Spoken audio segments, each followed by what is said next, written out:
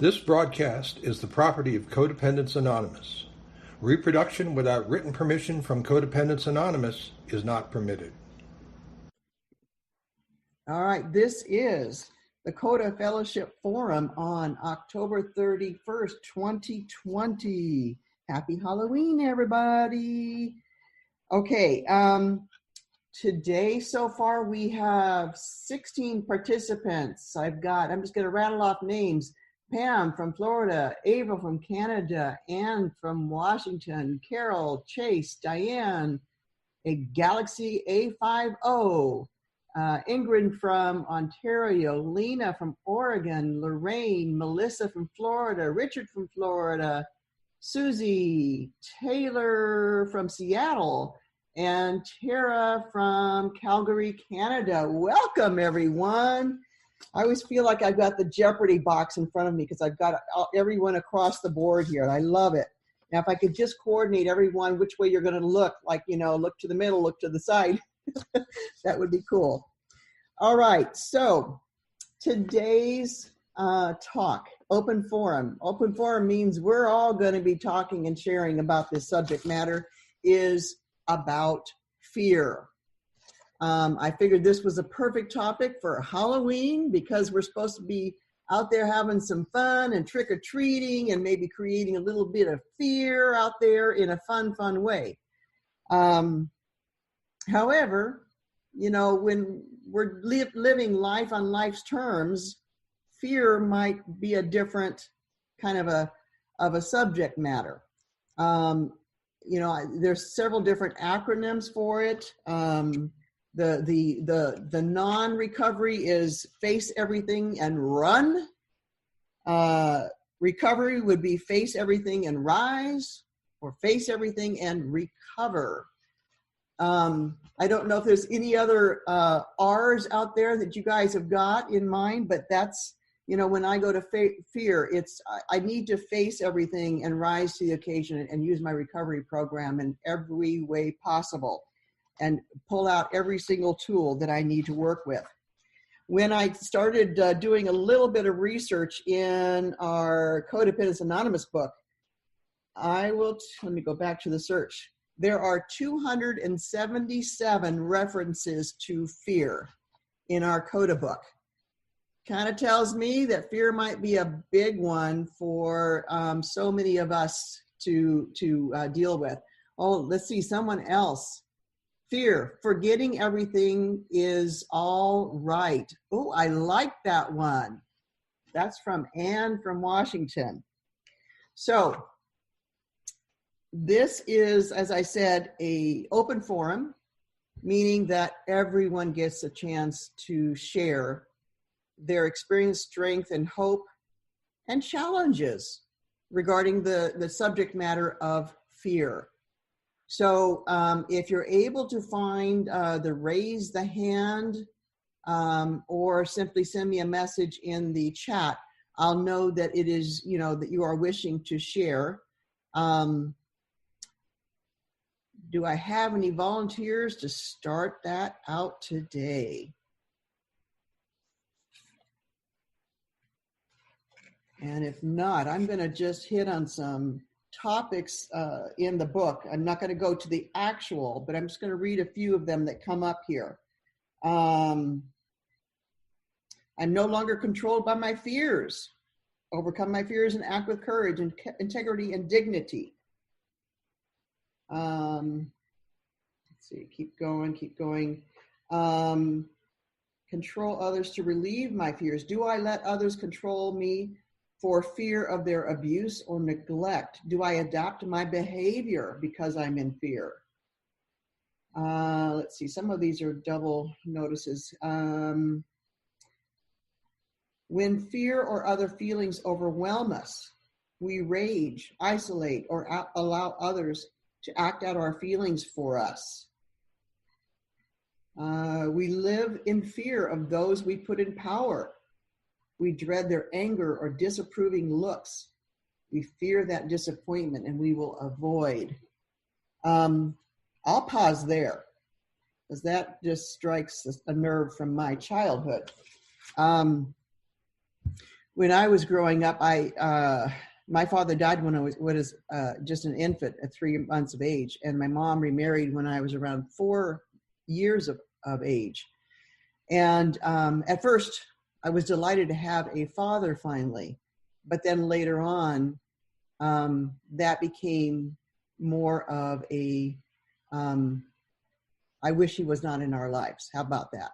He was my abuser in so many different ways, gradually through the years. And my biggest fear was when he came home from work every day, I would just do a quick scan of him, his body language, his facial expression, and to determine whether or not if it was going to be a night that I needed to just go ahead and hide in my bedroom, or if it was safe to be out. And that was a daily fear for me. How does someone at such an early age learn to have to set a barometer as to whether they're going to feel safe that day, evening, or in that moment? Because it could change at any time. My stepfather was either very, very silent, which was scary, or very rageful. And he would go from one to the other very quickly with absolutely no warning. So for me, I grew up with this belief system that I had to be on my toes at all times with all of my radar out there to determine which one of you were going to be safe or not safe, and what did I need to do to protect Gail, the little Gail and the growing up Gail, and then the adult Gail, you know? And I would, walk on eggshells all the time. And this went into my adult life. And now it doesn't happen so often, but when it does, I will quietly go within, ask God for the protection, emotional, physical, spiritual, whatever the protection was I felt I needed, and to give me the strength to do what was necessary to do. And to know when the person is someone I don't need to be around. Because I too know that I don't have to experience abuse in any way, shape, or form. So with that, I'm going to pass. I appreciate you letting me share. And Carol, I see your hand up. And then after Carol will be Lorraine. So Carol, go ahead and unmute yourself. Hi, I'm Carol. I'm codependent. And, well, with the pandemic, fear has been a great problem. And because I do have a higher power and I do have 3 years of program, it's incredible. I keep reminding myself I only have to get through 24 hours and I can't change yesterday, and I certainly don't have to worry about tomorrow, because today I want to be as productive as God wants me to be. And that seems to have gotten me through my life in the last week, and just very grateful that I have program. It has changed my life dramatically. And all you people being here, sharing and caring and loving. I've learned to believe it's real and it's what I need. And it makes my day much more special than it would be if I didn't have it. So thank you all for being here, and God bless you all. Thanks. Thank you so much, Carol, for sharing. Okay. Lorraine? Yes, I'm Lorraine. I'm in Canada, and I'm codependent. I actually have butterflies in my stomach. When I heard about this topic, I knew that it was for me, because I think I don't remember, I just remember being 6 years old, and my brother, who was 15 at the time, all of a sudden disappeared. He was in the hospital, he had had surgery, but my mother never told me that he died. It took me about 2 years to find out finally when I was 8, and that he was my protector. He took me everywhere.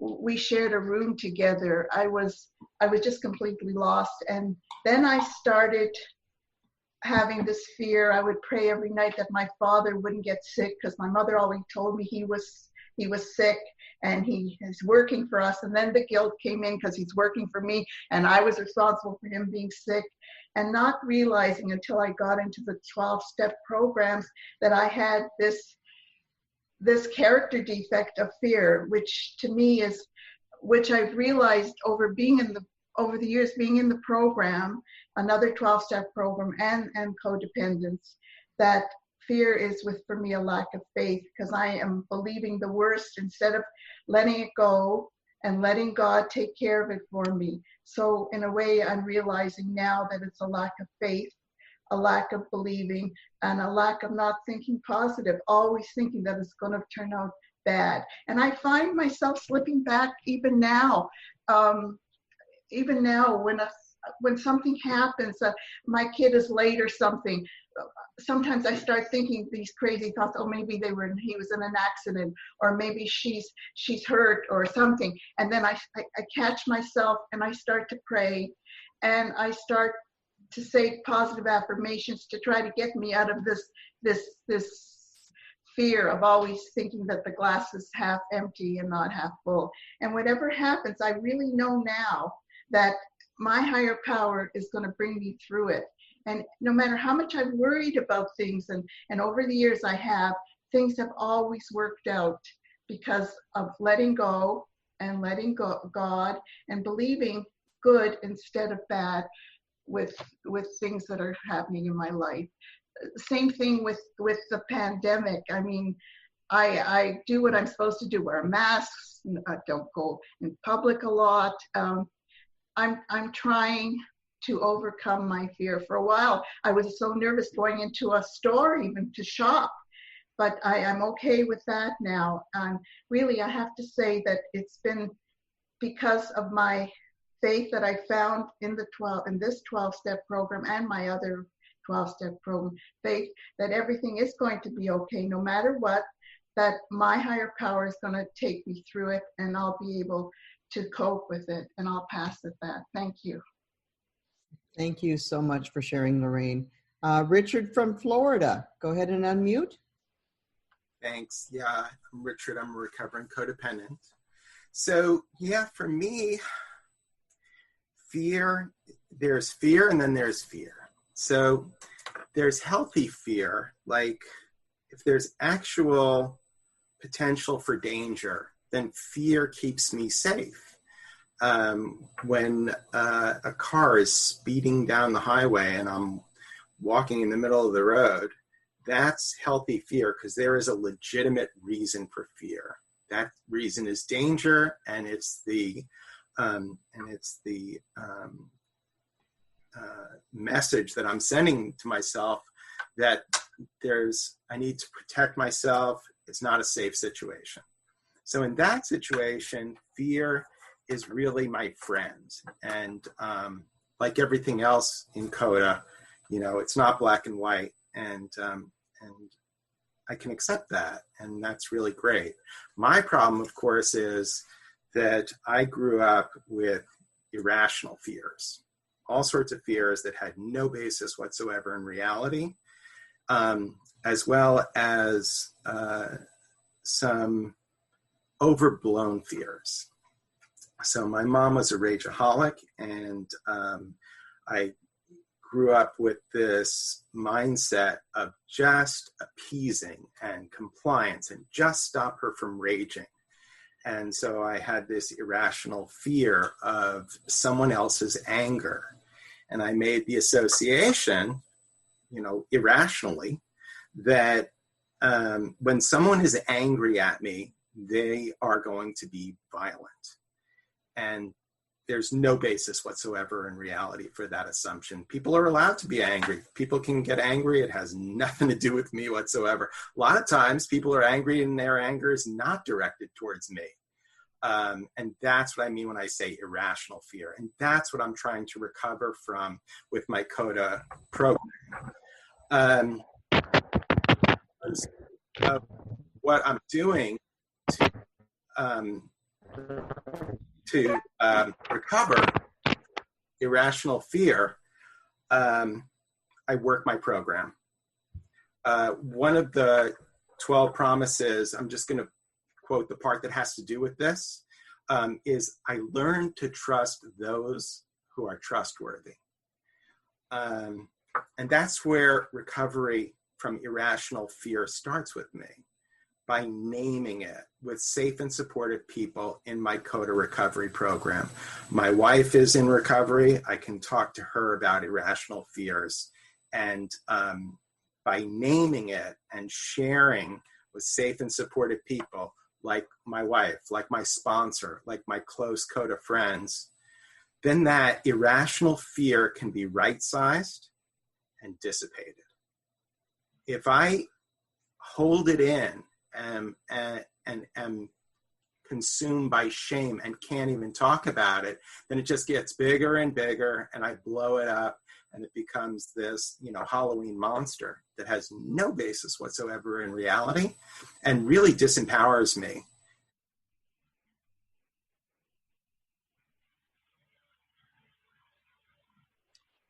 I think you might have frozen, Richard.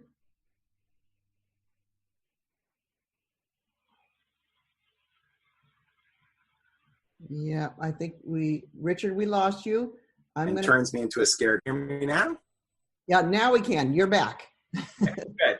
Okay, so did I get to the part about tools? Did you hear that? I'm not sure exactly when you were out for about 30 seconds. Okay.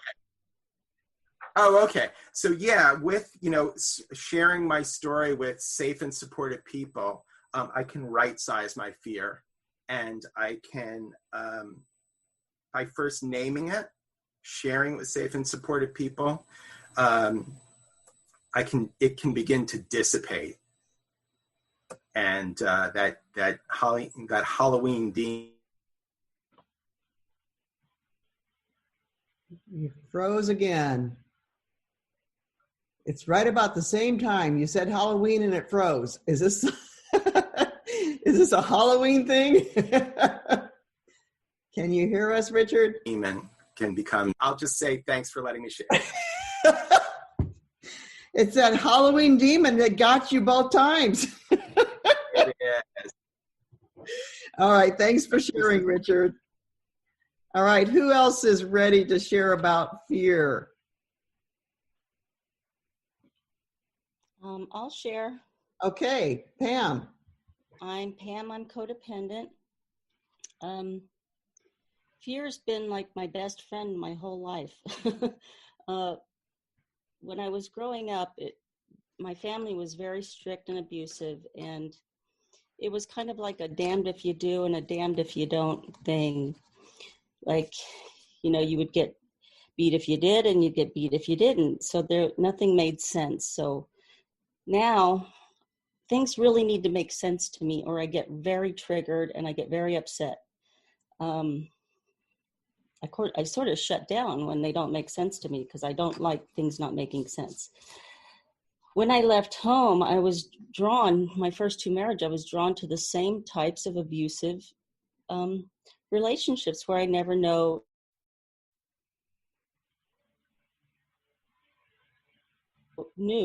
From one moment, I kept my belongings in a garbage bag for I don't know how many years because it was easy to just grab it and run. I was always super hyper aware of my surroundings, and I still am, and it drives me crazy. I made a really good waitress, though, because I was so aware of my surroundings. So that's a good thing there.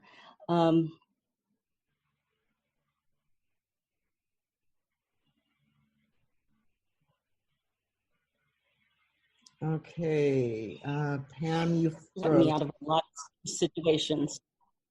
Pam, I think you're starting to freeze as well. So just for kicks and grins, turn off your video and complete your share. Let's see if that makes a difference. I think because you and Richard are on the same internet. Can you hear me better now? Yeah, let's go with that.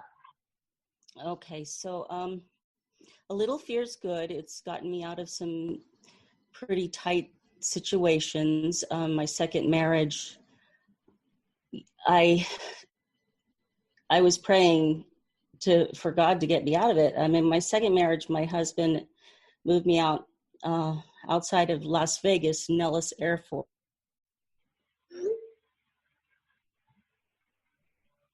You're freezing back up again, Pam. Force base outside of Nellis. Is that better? Yeah, I got you back. Okay. So I escaped him when he was trying to run me over in a parking lot, and even after being kicked so many times, not being able to breathe, when I saw that he was going to run me over, I just sprang to my feet, really fast. That was like adrenaline thing. And I ran, and this pickup pulled up, and it opened its car door, and it said, "Get in." And I didn't even think. I just dove in. If I had time to think about it, I probably wouldn't have done that, but I didn't have time to think about it. And so that I just left all my belongings behind, and I never looked back because I knew if I went back, I would die that night. And so the problem is now I have a really good life. I have a great husband and a nice home, and I live in Florida, and it's sunny, and I am still looking over my shoulder waiting for that other shoe to drop. I am still jumping when somebody comes up too fast behind me. I still flinch when somebody touches me. And these are things that I want to get over. These are fear. I have like an very raised cortisol levels from the way I react to situations. So since I've been in the program, I've been facing my fears. And when something feels uncomfortable to me and I want to run, I do the exact opposite. Because when I was dying in the hospital in 2018 from my alcoholism, which is how I dealt with fear, I just drank it into submission. I was kind of on the edge of life and death. And I saw what I think in Buddhism, it's called the Bardo. It's kind of like an in-between world. And I saw all my fears in there. It's kind of like an energy vortex, like in Sedona or something where it amplifies what you're doing. Well, that place amplified my fears. And so I was seeing a lot of spiders, things that I was afraid of. I was having, and in there, I was married to my first husband when I was, so it was very, I think that for me, what that meant is that if I had died then, it probably wouldn't have been a very good death, because I still had a lot of fears, and, who knows what had happened after that. So I didn't. And what's the worst thing that can happen if I take chances now? I'll be rejected or I'll be hurt. Well, I'm going to take that chance because I really don't want a repeat of 2018. So if I'm afraid of something and there's no reason for me to be afraid of it, I'm just going to walk ahead and just have faith. And that's all I got. Thank you. Thank you so much. All right. I don't see any hands risen. Anyone ready to share? What does fear mean to you, and how do you overcome it using the tools of this program? Okay, I have a hand. Lena? Can you hear me? I sure can. No picture because I just woke up. I'm thinking of with COVID, there was this unconscious thing. I live alone. Like it took 12 years to get divorced. It was really abusive. I moved out of state to get the divorce to finalize, and I've been here 18 years. But with COVID, I was home consistently. and I didn't know that my going to town and I was erratically leaving home, so that made it feel safe because I was unpredictable. And here I am home most of the time, and I'm just terrified being home. And I don't have any clue what's going on. I have friends in CoDA, so I was talking with friends and a therapist, and trying to figure out what's going on because it was just debilitating. And eventually figured out that was what was going on in my head. So then I needed to talk to little me in there. I have an inner child now. She's no longer bound and gagged and thrown in the closet.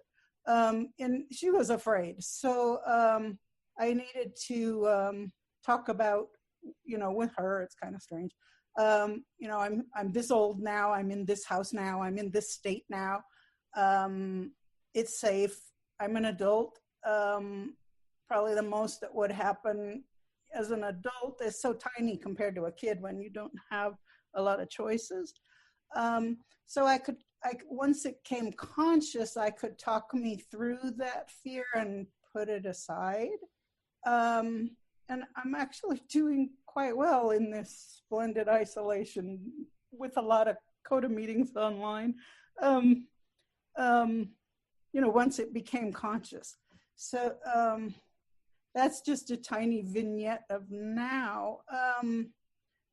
Like others growing up, and abuse started when I was an infant, I learned to watch my dad.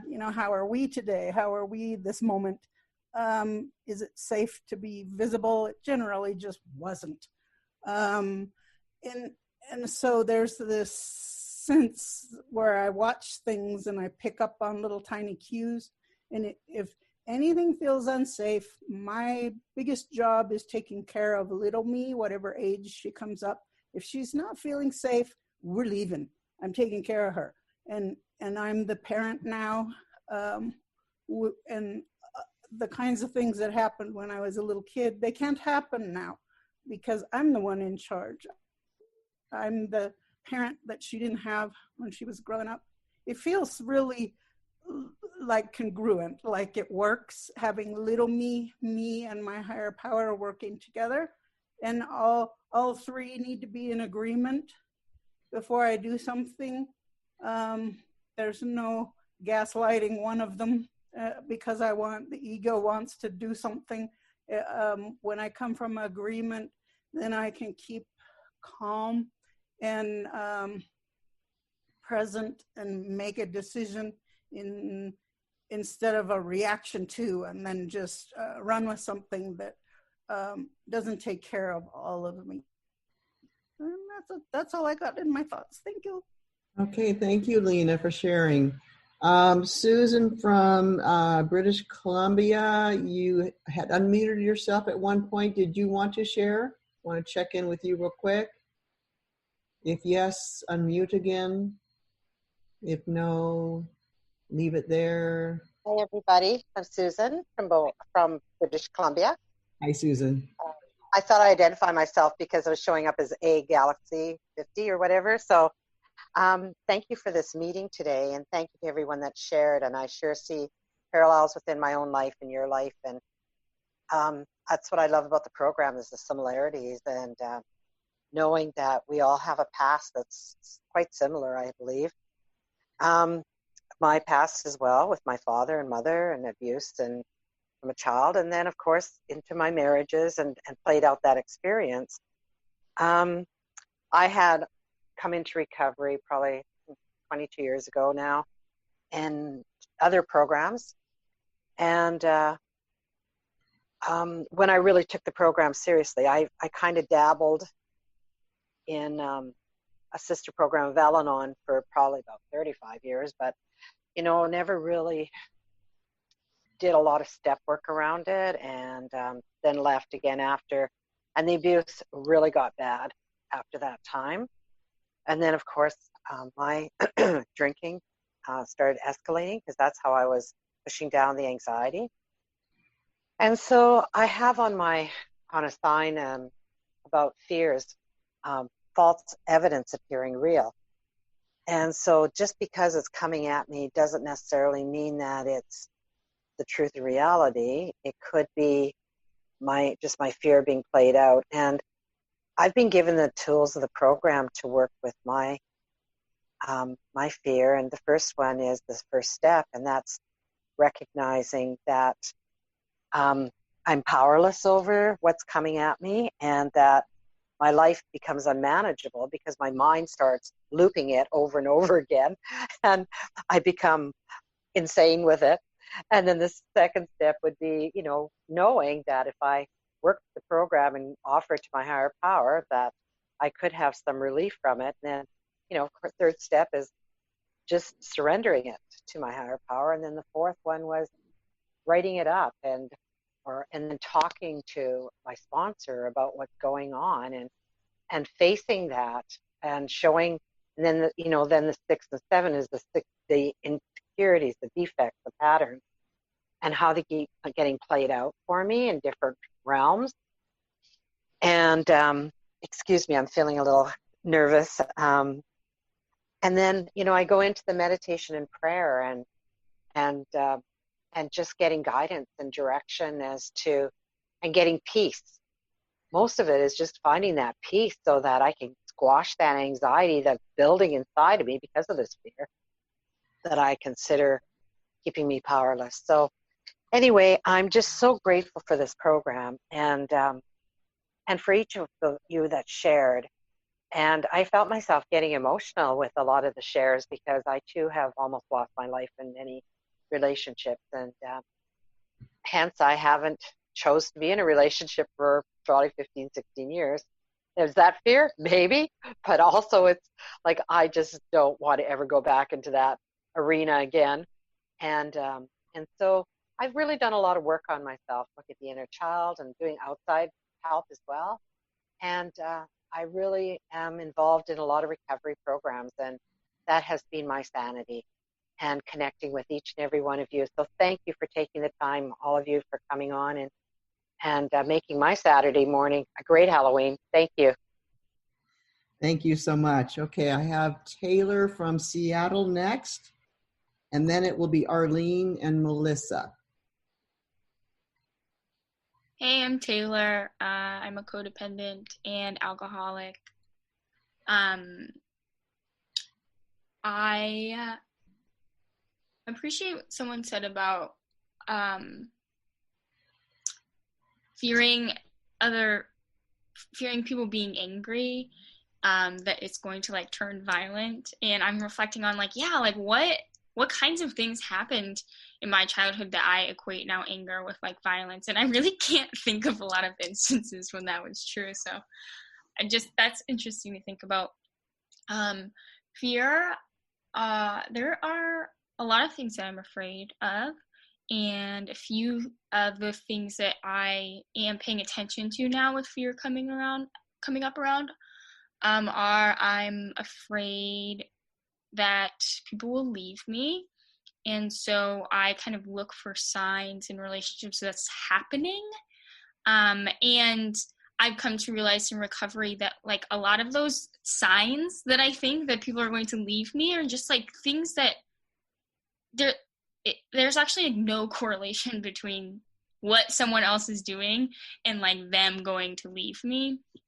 I'm also afraid of my own emotions. I'm afraid of having feelings, good feelings and bad feelings. I get excited, and I'm afraid that that will lead me to be impulsive. And I get angry, and I get fear that I will hurt someone. So some of the tools that I use today that I've found helpful, first, it was really helpful for me to learn that an event happening and then how I'm feeling about it, there's not a direct, that isn't a direct link. Something doesn't happen and then I just have a feeling. I actually have some beliefs about the event or events similar to it that cause me to have the feeling that I'm having. So, someone, not calling me back in a certain amount of time doesn't automatically make me feel afraid that they'll leave. Or I feel like rejected. It's that fear, this like belief that means that they actually don't like me. They don't think that my phone call is important. They're not interested in talking with me. All of those beliefs are the things that are causing me to feel fear that they're going to leave, and not that they just didn't call me back. Because there are also a lot of other beliefs that I can have about them not calling me back, like they're busy right now, their phone died, they have like an emergency going on that I don't know anything about. They are planning on calling me back at another time because it's more convenient for them, whatever. Maybe they just don't even know that this is important to me. So knowing that has helped me today, so I can think about when I'm having an emotional response to something, to ask myself, like, what are the beliefs that I have right now and that are different from what is happening? So and then I can kind of recognize too, if I'm saying something, well, like, you know, like, my friend is not giving me enough attention. And I'm like, well, that's really not, there's like more there, right? There's like beliefs that I can explore there. What did she actually do? And then what part of me doesn't need attention? And can I like separate those things and find some more information in there about the experience that I'm having? And that has been helpful with my fear of my emotions as well, because I get to slow down and think about, well, I'm angry right now. What are my beliefs about that? Well, the belief is that like I can't control myself in my anger. And I'm like, well, that's not true. And my belief is that if I'm like inherently a bad person. And so if I can't control myself, that means that like the bad me is on the loose. And I'm like, well, I get a choice in not believing that either. Like today in recovery, like I believe that I am a good person. My higher power wants me to be a good person. That's just the direction for my life. And when I accept my higher power's will and walk in that direction, I just naturally am that person. I don't even have to try so hard. Just one more thing I wanted to say about fear. I'm just going to take a second to try to remember that.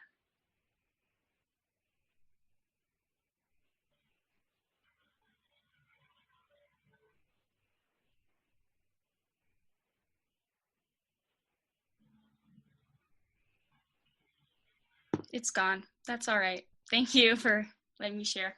Thank you, Taylor. Okay, next up I have Arlene, and we have about 10 more minutes of sharing. So if everyone can try to keep their share to about 3 minutes, that would be perfect. So Arlene, you're up. Hi, everyone. My name's Arlene. I'm codependent. Great sharing. My brain's whirling around. Fear.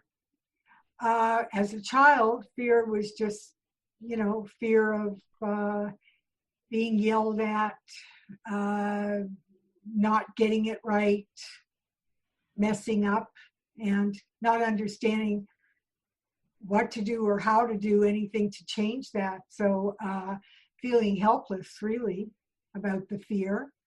And then you get into program, and when I came into program, the acronym for fear for me was effing everything and run. And then it got changed to false evidence appearing real, as I got to understand the steps and the options of something else and thinking some other way. Because God has nothing to do with fear. It's self-imposed. So according to my experiences in life, the only way I knew to react was always to fight, flight, or then freeze. And so now that freeze could be pause instead of freeze. Because I know that if I'm fearful or feel fear, there's something I need to address. And I know I can't depend on the other guy. So I have to look at myself and understand how I'm going to handle it. And I know now through the steps and through the traditions and slogans that I have options. And I'm addicted to adrenaline rush. You know, I love it. I love excitement. So the first thing I need to do with that is to be quiet and to pause so that I know what's going to come out of my mouth, what's going to come out of my actions and reactions. Because I can scare myself. I can be fearful of self, particularly if I have an extremely strong reaction to something. So I need days sometimes, and maybe a week or 2 weeks, and you go through the whole process of calming yourself down before you act or react or don't act on something. So thanks for listening. Thank you so much for sharing, Arlene. Melissa, I have you next. Hi, I'm Melissa. I'm codependent. This great topic. Fear is, I think, something relatively new to me since I came into recovery about a month and a half ago. Only relatively new as far as recognizing it. Now I realize that I have lived most of my adult life in fear, one form or another. It's not anything that anybody that knows me or thinks they know me would ever use that word to describe me. To most people, I'm the opposite. I'm fearless. I'm extremely strong. I'm a very outgoing, outspoken, kind of no filter type of person. If you want to know the truth about something, ask me. So for, or even like when I first told my adult son, that I was codependent and I was go to Codependent Anonymous, he was just baffled, like, Mom, that doesn't even sound like you. Because to him, I'm the strongest woman he knows. I was, always a single mom. Even moving to, Florida, being in Florida, I'm here alone. Like my family, my kids, they're all in other states. But now that I recognize it and can see like my fear, my huge fear of abandonment and my fear of has always, led to control. And then I've not as bad now, but I've had a very explosive temper since I was a child. And again, all rooted out of fear. So now that I am aware of it and able to recognize it, I can, handle it differently. Again, I might seem more positive and stronger on the outside, but inside, my own brain, very negative and very, very scared. So now I know that I can stop. I can ask if that is truth or thought. I can replace those negative thoughts with positive thoughts, or I can sometimes just allow my mind to do its running and then, be done with it and move on. And a really good example of fear for me was this morning. I woke up at 5:30 in the morning, and I woke up in a state of fear, complete fear, to do with my finances.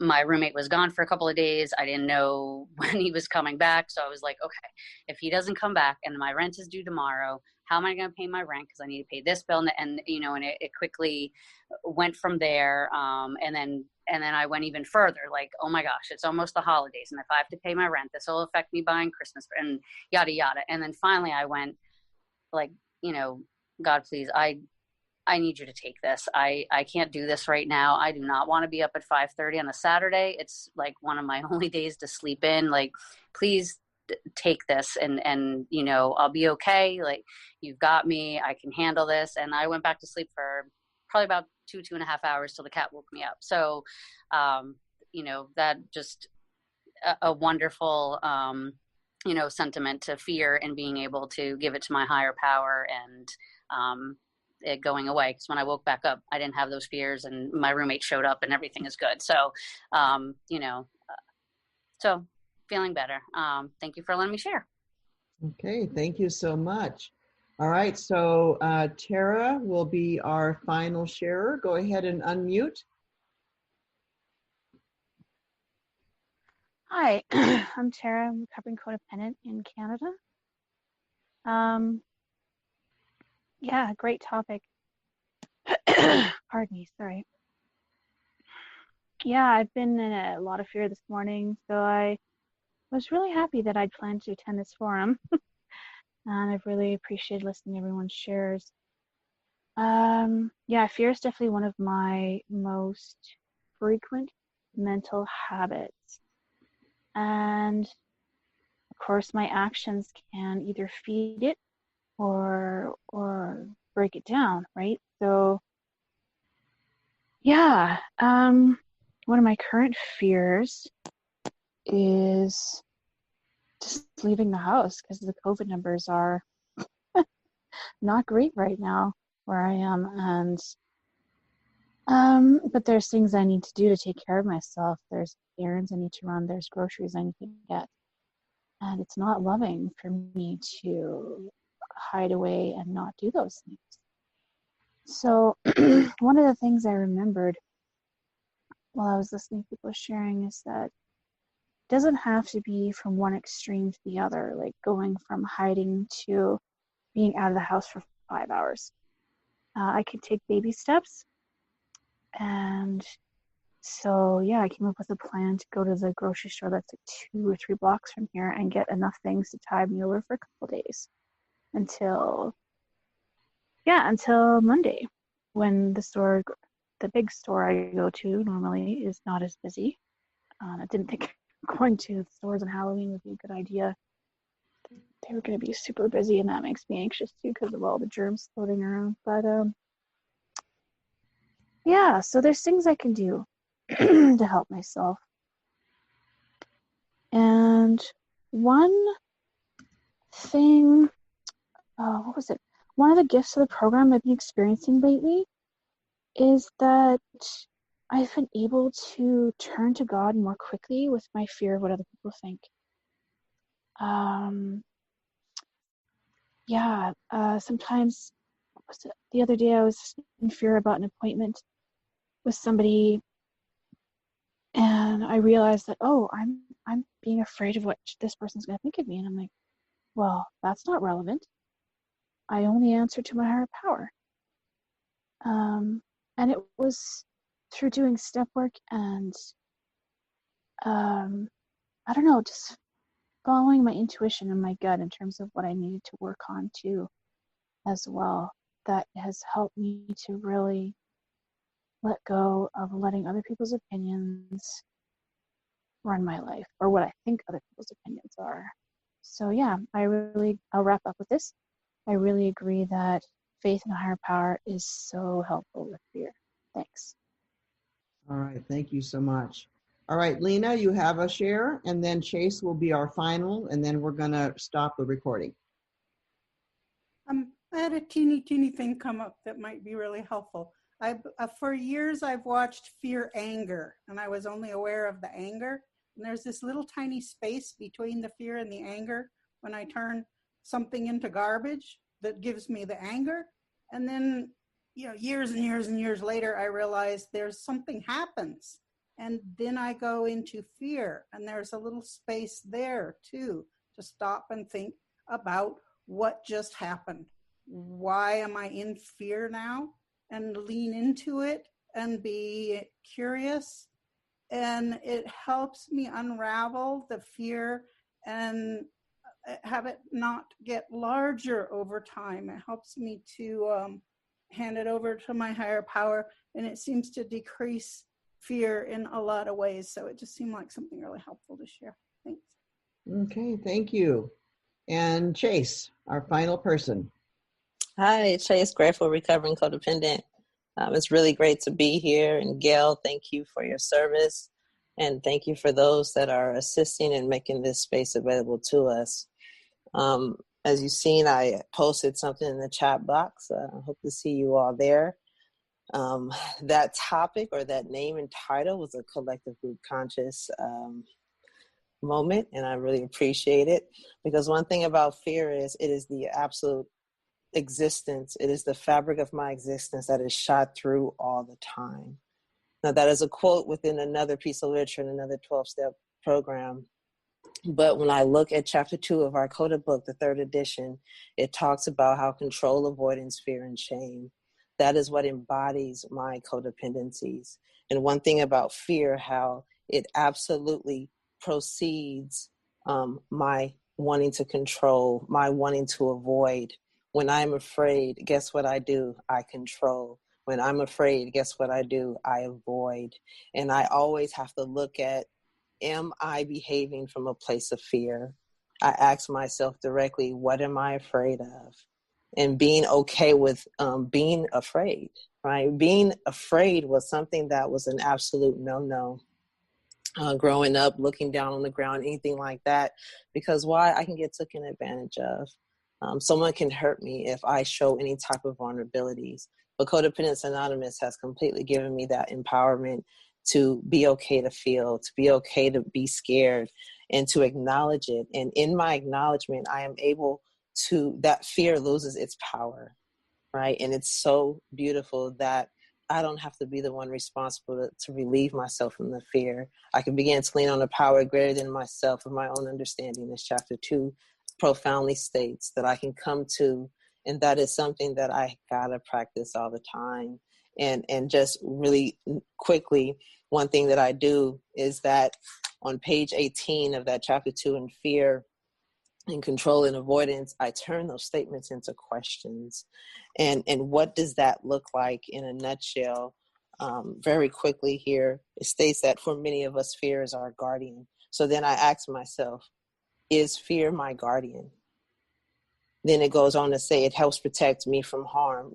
Does fear help protect me from harm? And I begin to turn those questions that really just gets me to go inside and to acknowledge self and be present with self, with my fears. And in all of that, I am protected and comforted. And with that, I'm just really grateful to be here, and thank you for the space. Thank you so much, Chase. Thank you to everyone who graced us with your share, your experience, strength, and hope. I'm going to go ahead and stop the recording. So hold on one second.